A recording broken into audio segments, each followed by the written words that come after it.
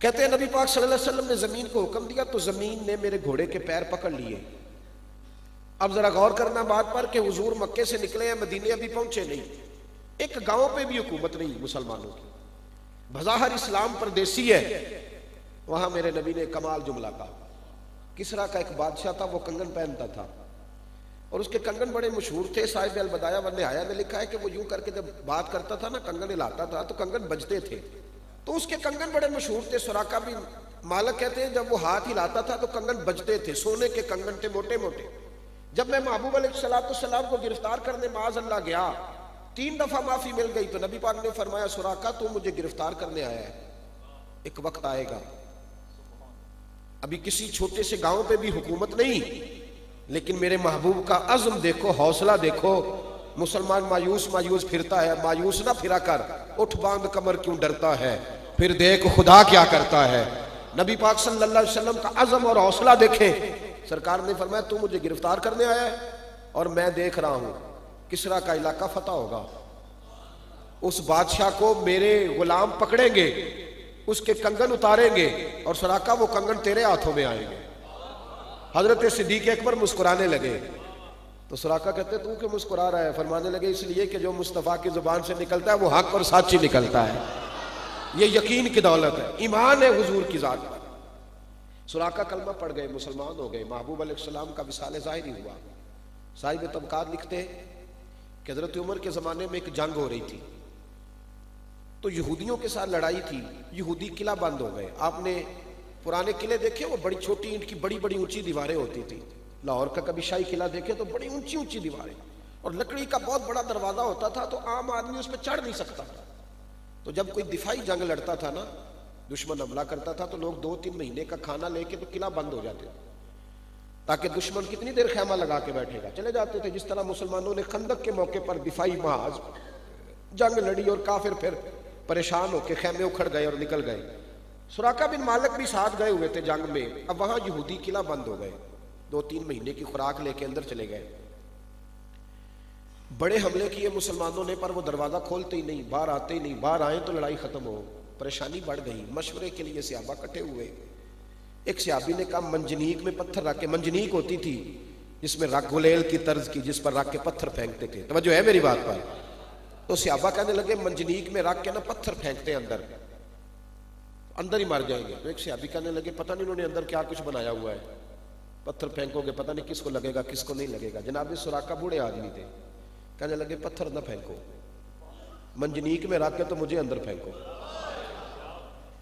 इस बूढ़े को फेंको, मैं जाके अंदर से दरवाजा खोलता हूं। सहाबा कहने लगे जनाब आप जज्बाती बात कर रहे हैं।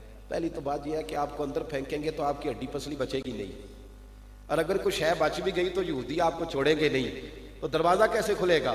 फरमाने लगे फिक्र बिल्कुल ना करो, मैं कोई नहीं मरने वाला। बुल्ले शाह असा नहीं मरना, बुल्ले शाह असा नहीं मरना है, मर गया ही कोई और। कहा नहीं तुम मुझे फेंको।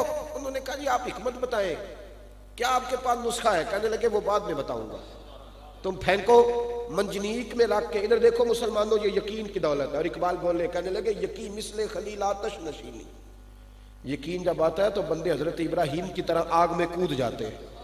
और कहने लगे मुसलमानों तुम्हारा मसला ये है, सुन ए तहजीब हाजिर के गिरफ्तार, गुलामी से बदतर है तेरी बेयकीनी। ये जो तू बेयकीन फिरता ना, पता नहीं है कि ये तो डावाडोल है, तो ये तेरी जिंदगी गुलामों से भी बुरी है। महबूब की बात पर यकीन कामिल रख, पुख्ता ईमान। जनाब सुराका कहने लगे फेंको। उन्होंने मंजनीक में रख के अंदर फेंका। 10 मिनट गुजरे के बाबे ने दरवाजा खोल दिया, फरमाया आओ भाई करो हमला। हमला किया, लड़ाई हुई, 2 घंटे में जंग खत्म, मुसलमान फतह याब।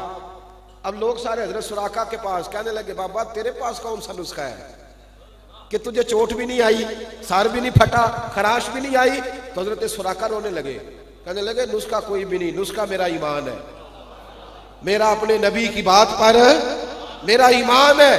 का क्या मतलब? हजरत सुराका कहने लगे नबी पाक ने कहा था तेरे हाथों में किसरा के कंगन आएंगे, अभी आए नहीं। जब तक कंगन नहीं आएंगे इजराइल भी कोई नहीं आएंगे।